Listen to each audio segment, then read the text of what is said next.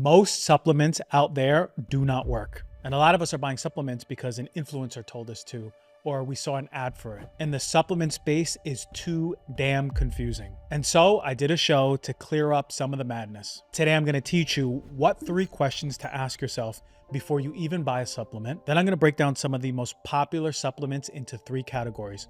Ones to skip, ones to try, and ones that I actually consider worth buying. And for the supplements that I recommend, I'm gonna teach you what they actually do in the body, how they work, what's the dosage behind them, when to take them, how to take them safely, and what to look for in a brand so you're not wasting your money in underdosed contaminated products. The goal is not more supplements, it is more clarity, and I'm gonna teach you how to do it on this episode of Heal Thyself. Before you take anything, any supplement, there are 3 non-negotiable questions that you must ask yourself. If a supplement doesn't pass this test, it doesn't belong in your cabinet. I know some of y'all have a cabinet that is cluttered up right now. We need to declutter, get it really crystal clear. Number 1, why am I taking this? No, really, are you actually addressing the specifics? Do you have a specific symptom? Are you looking to correct a deficiency? Or are you looking to reduce long-term risk of a disease? Because taking a supplement just in case isn't a strategy. It's actually a strategy to waste a lot of money over time. And this is how you end up with clutter all over your cabinets, all over your pantry, all over your kitchen. If you cannot clearly explain why you are taking a supplement to somebody, you probably shouldn't be taking it. Question number 2, how will I know if it is working?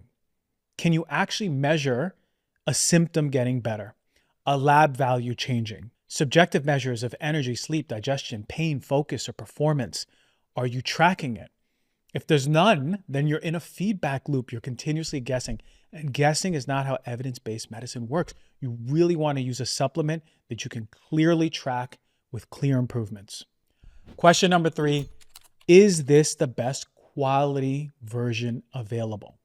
This is where most people are getting things wrong here because dose matters, the form matters, the purity matters, the testing matters. If you go to the health food store and you see 2 companies with the same product, they can both behave very differently in the body, depending on how bioavailable is that form. Is it dosed correctly? Do heavy metals contaminate the product? What about microplastics? Is the product oxidized? Are there fillers or additives? And if a company is hiding this testing or putting in proprietary blends where you don't really know how much of what is in there, then you may want to start walking away from products that have that. You don't want to support these companies. So with that framework in place, we're going to talk about the supplements that I recommend skipping altogether. A lot of trendy supplements out there, a lot of ones that you may be confused about using. So here are supplements that do not hold up for most people. And when I say skip the supplement, I don't mean that it'll never work in any context. It may work for some people. I mean that when you look at the human outcome data, the risks, the cost, the lack of meaningful benefit that we don't even know yet, or it hasn't been studied enough, this may be a poor choice for so many people. One popular thing that you're going to see across the board are fat burner blends. I remember when I was in high school, I would go to GNC and there was tons of fat burner blends. Fat burner supplements are marketed as metabolic enhancers. But when you look at the back of the bottle, look closely. When you start looking at the research, you start seeing something. Their effects come almost entirely from acute nervous system stimulation. Their benefits come from putting you in a stress state, not improvements in fat metabolism or long-term weight regulation. It is coming from revving up your nervous system. And most of these formulations are going to be heavy, relying on caffeine or any caffeine analogs, sympathomimetic compounds like synephrine and yohimbine. These are things that are going to rev up your sympathetic nervous system like you're being chased by a lion. Occasionally, sometimes they'll have some thyroid stimulating herbs or diuretics, but almost always when you look at the back of the bottle, these will be proprietary blends that have some obscure dosing. And the human studies consistently show there's a short-term increase in energy expenditure and it's going to suppress your appetite. But it has no durable improvements in your body composition. Once that stimulant is removed, it doesn't do anything anymore. There's no meaningful long-term fat loss when you compare this to something like diet and lifestyle changes alone, which is so much more meaningful for this. We also see in the research that it can increase your anxiety, increase sleep disruption, elevate your heart rate. These are things long-term that are not going to be beneficial for weight loss. And there may even be compensatory increases in your appetite over time. We also see in the research that when you take fat loss supplements or fat burners, it can reduce adherence once side effects appear. And usually there are a lot of side effects for these supplements. Just talking about from a nervous system standpoint, chronic nervous system activation will over time work against fat loss because you're going to increase your cortisol. It's going to impair your insulin sensitivity. It's going to disrupt your sleep. All are strongly linked to weight gain long term. So short term may work, definitely. But in general, overall health, sustainable fat loss, the evidence is crap. You want to skip these. Here's another one that may be a little bit triggering because some of you spend a lot of money on probiotics. Now, this is not to say I'm against probiotics, because probiotics are often sold directly and marketed as a gut health solution, right? And for a lot of good companies out there, they can help your gut. A lot of good formulations can. But when you examine the human evidence overall, the results for probiotics are highly strain specific. And I did a whole show on probiotics talking about this. It's context dependent. The thing is that large reviews are showing that the gut microbiome, we know this, contains hundreds, thousands of different species, while most supplements contain only a few strains in there. So what does that really do? Are you putting your money into a good place? Because many probiotic strains don't even survive your gastric acid, not even in significant amounts. And on top of that, how much of it is actually colonizing in the colon? And it's really important because some colonization is temporary, but the benefits may disappear once your supplement stops, and you don't want to pay into a probiotic the rest of your life. What the research does show is that yes, certain strains can be helpful after antibiotics. Some strain-specific formulas can help improve your IBS symptoms, and the benefits are inconsistent. They're not universal. Not everyone experiences the same benefits from probiotics. The research doesn't support the idea that a daily probiotic is going to balance your gut health long-term.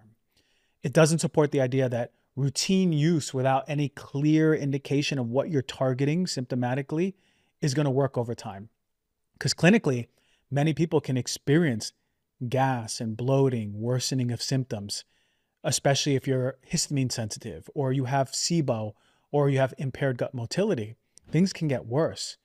Long-term improvements in gut health are far more consistently linked to different interventions. Things like soluble fiber intake, so you're pooping right. Polyphenol-rich foods, all the colors of the rainbow, nutrient-dense foods. Stress reduction, massive for gut health. Sleep quality. Meal timing, and actually supporting your digestive system by eating mindfully. These are all factors that repeatedly show stronger associations with your gut microbial diversity, your gut health overall, more than non-specific probiotic supplementation. The verdict for now is skip probiotics if you don't have a targeted goal in mind with a strain-specific probiotic to match that. Number 3, this might be controversial too. Detox and liver cleanse kits, I think you should skip them. The concept of detoxing through supplements is largely unsupported by human physiological and clinical data. Your liver will detoxify continuously. It's not going to stop doing that. It has an enzyme system that is really, really working for you nonstop to get rid of all the crap so you're pooping and peeing it out, okay? When it comes to these detox and liver cleanse kits, you want to understand that yes, in today's world, we can support our liver, but an expensive detox and liver cleanse isn't going to give you adequate quote unquote detoxification. So all of a sudden everything is better. More importantly is you need adequate protein. You need micronutrients. You need healthy energy availability. You're not burning the candle at both ends. You're not stressed. You need proper bile flow. You need good gut elimination. All those matter more than an expensive detox. Most detox kits, unfortunately, are going to rely on laxatives, diuretics, bitter herbs, which are great, and I love them, and you can use them before meals. But when the formula is all around just pushing everything out versus actually supporting the systems that are detoxifying for you, it's a problem. And what studies and clinical observations show is that, yes, you can have temporary weight loss, and that's going to be from pooping and peeing a lot, but there's no evidence of improved liver enzyme function. And unless a detox product shows proper, healthy, elevated improvement of liver enzyme function, then to me, it's not really doing a great job. There's no measurable enhancement of the detox pathways for people who take these. So these products are actually ignoring the importance of nutrient sufficiency required for liver detox, phase 2 conjugation. It's ignoring the role of fiber in actually creating enough bulk to poop all those toxins out. It is ignoring sleep and circadian rhythms effects on liver. It's ignoring inflammation, insulin. These are all things that are impairing detoxification more than the need to get a box to detoxify. And when it's a super aggressive detox, it can irritate your gut lining, disrupt your electrolytes, increase fatigue, worsen symptoms, especially if you're chronically sensitive. And human data shows that we need to be looking at nutrition, fiber, hydration, good amount of calories, regular sleep. So when it comes to detox and liver cleanses, skip them. So if you're thinking about what supplements should I try, here are the supplements with emerging human evidence. They're not foundational supplements for everyone. They are context dependent. They are compelling mechanistically in the research, right? And early human data is starting to kind of get exciting about it, and it may be really helpful. And when it's matched with the right person, the right goal, the right physiology, it can really work for you. Here's one. It's berberine. There's an evidence score of 7.5 out of 10. And berberine is actually fantastic when it comes to metabolic health, glucose regulation, and insulin sensitivity. The berberine is a plant-derived alkaloid. It's a constituent that has gained attention over the years. People have been talking about it for a while. A lot of companies are starting to make berberine supplements now, something that we learned many years ago in school. And the reason why is there's multiple human studies showing improvement in metabolic markers, particularly in people with insulin resistance. And that's a lot of people in the United States. The human evidence shows in randomized controlled trials and meta-analyses that berberine can lower fasting glucose, reduce HbA1c, improve insulin sensitivity, modestly even help your lipid profiles. And in some studies, berberine performs similarly to the first-line glucose-lowering medication, which is metformin, which is incredible because when I remember reading that study years ago, and I was really intrigued at the boom that berberine is going to make in the industry. Now, it's important to know these benefits are not universal across the board. They are particularly strongest in people with prediabetes, type 2 diabetes, PCOS, metabolic syndrome. In metabolically healthy individuals, it may be that the benefits are far less pronounced. Now, there are trade-offs and limitations. Some people at high doses can have gastrointestinal side effects. It also may interact with medications that lower your blood glucose, may not be appropriate in pregnancy. It's not a substitute, as we know, for diet and lifestyle. Don't eat a cake and take your berberine. It's a tool, but it's not foundational. When people use it, the typical dose is 500 milligrams, 2 to 3 times a day, best taken with meals. You can consider cycling rather than using long-term continuous use over and over. So use it, but use it if metabolic dysfunction is present and it is monitored. Urolithin A, I really love this one. The evidence score is a 7 out of 10. And this is something that has been emerging over the years, driven by the company Timeline. And they are supportive of mitochondrial health, muscle function, and cellular aging. Urolithin A is really interesting of a compound. It's a postbiotic. It's something that is made naturally by your gut bacteria. And this postbiotic has really, really interesting effects. And it's emerging in longevity research. It's not a nutrient that you'll consume directly because you can't have enough pomegranates to get a therapeutic amount in the body. But it's a compound made by your gut bacteria when they metabolize polyphenols. And that's why I mentioned pomegranates, because they're high in polyphenols. And in the human evidence, this is the exciting part. Early human trials have shown that urolithin A can actually improve your mitochondrial function markers. And mitochondria is everything for your overall health. If your mitochondria is a mess, your body's a mess. Mitochondria, we know, is implicated in everything from chronic fatigue to cancer. And so it really starts improving the function by cleaning out old mitochondria. It also increases your muscle endurance. We've seen that in randomized controlled trials with strength especially in the legs. So better muscle resiliency and better muscle strength. And it promotes enhanced energy efficiency in the body. So you just are more robust. And these effects in the research have been seen in older adults, individuals with lower baseline mitochondrial function. And we know the data is still early and preliminary, but it's really, really hot right now. And I know people who use it really swear by it early on. And we've seen it. It's good that the research is coming out in human trials and past animal models. So urolithin A supports that detoxification of old mitochondria, and you begin to feel better on it. It starts promoting healthy aging pathways. Long-term data is still to be determined. It's still coming out. The benefits work over time. It's not like you take it and it's all of a sudden day and night. It works over time. And of course, it's not a replacement for exercise, adequate protein intake, adequate calorie intake, and sleep. Typical doses are 500 to 1,000 milligrams a day. Consistency matters more than anything, more than timing. And it's a long-term support thing. It's something that I've actually been taking for years as a long-term support. It's every morning, just a little bit, and I go on my day. So try it. Yes, if you're over the age of 30, definitely consider using it as your mitochondria goes down after 30. Try it if you're focused on aging healthily, muscle endurance, and just your overall mitochondrial health. All right, time for my favorite supplements that are actually worth your money with consistent human evidence. These are not the trends. These are compounds that we see have reproducible human data, clear mechanisms, and actually work. L-theanine, one of my favorite ones, evidence-based score of 8.5 out of 10. This is for nervous system regulation, focus, stress resilience. L-theanine is amazing. It's an amino acid that is found naturally in green tea. It's one of the most reliable supplements we have for improving your quality of focus, reducing stress, and your reactivity without having that sedative effect, which is really key. In human trials, we see that L-theanine can increase alpha brainwave activity, which is really important for calm focus, reduce subjective stress and anxiety, improve attention between task switching. It can smooth that stimulant effect of those caffeine surges that a lot of people have. It can improve sleep quality in some populations. And the nice thing is that all of these effects are seen without impairing your cognition or your alertness, which is really important because you can use it through the day.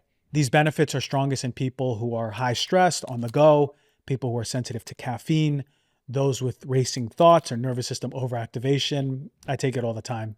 L-theanine modulates your neurotransmitters in your brain involved in arousal and calm. So that includes GABA, glutamate, dopamine, and the result is overall our body just becomes calmer, but we're alert, but we're not sedated. The typical dose is about 100 to 200 milligrams. It can be taken in the morning. It could be taken after coffee. It could be taken in the evening to sort of downshift your nervous system. It has a high window of tolerance. It's very well tolerated, non-habit forming, no significant drug interactions that we know of. If you're stressed, if you're sensitive, if you're on the go, the verdict is it's fantastic for your nervous system. Another one of my favorite supplements that is worth the money is alpha lipoic acid. It has an evidence score of 8 out of 10, and it's used for your metabolic health, your antioxidant support. It's used for your brain, overall nervous system. Alpha lipoic acid is a very unique antioxidant because it is water soluble and fat soluble. That means it works outside the cell and inside the cell. And human studies and meta-analysis show that alpha lipoic acid can improve your insulin sensitivity, lower markers of oxidative stress overall, just so you feel less inflamed, improve symptoms of peripheral neuropathy, oftentimes if it is chemically induced, support mitochondrial function. And the strongest evidence really exists around insulin resistance, type 2 diabetes, and again, the peripheral neuropathy, the nerve issues. How does it work? It actually enhances glucose uptake into the cell, reduces any oxidative damage, whether from environmental toxins or medications, or if you're on a poor diet or smoking or drinking. It helps also regenerate other antioxidants. It supports vitamin C and vitamin E. It supports your mitochondria. And it's really important because a lot of us are under metabolic stress just via diet or just living in this world. Typical doses are 300 to 600 milligrams daily. It is best taken away from meals for better absorption. And it can be split into 2 doses if you like. We know that it may lower your blood sugar, so be cautious if you're on any medications. Of course, for anything I recommend on the show, talk to your doctor. It's generally well tolerated. And the verdict is, yeah, buy it if you have metabolic issues. Nerve health support is something that you really need. And lastly, one of my favorite supplements worth the money is curcumin. Curcumin, 8.5 out of 10. This is for inflammation, joint health, metabolic support. Curcumin is one of the most researched anti-inflammatory compounds available. The issue isn't actually in the evidence, it's in the absorption. Standard curcumin, which is a constituent coming from turmeric, is actually poorly absorbed, no matter what the dose is. And in human evidence, we see that it is bioavailable in the form of curcumin. And we see reduction in joint pain, stiffness, lower inflammatory markers, lower symptoms of osteoarthritis, better metabolic support. Its benefits are comparable to some NSAIDs, especially when it comes to joint pain without the GI risk, which is really, really key.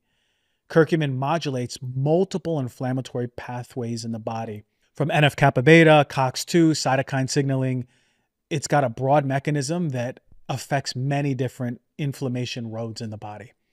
The best forms to take are Meriva and phytosome formulations. These will dramatically improve bioavailability compared to standard curcumin or even just consuming turmeric. Typically, people consume 500 to 1,000 milligrams of bioavailable curcumin. It's best taken with food. It could be split into 2 different doses. It's generally safe, although talk to your doctor, especially if you're using anticoagulants. Always avoid low quality curcumin powders. The verdict is, this is fantastic, especially for chronic inflammation, which a lot of us are in, and joint support. So there you have it. Once you understand which supplements to take, which ones are worth skipping, which ones are sort of worth being intrigued for, and maybe we can start testing these out, you begin to spend your money in a more educated way. And it's really important. When it comes to supplements, you want to make sure you're purchasing ones that are going to work over time and not just accumulating them in your cabinet. I really hope this helped bring clarity. Share this with anyone you love. And as always, if you want to look for good quality supplements, go to the Swell Score, handpicked, curated, go find yourself some good quality products. Thank you.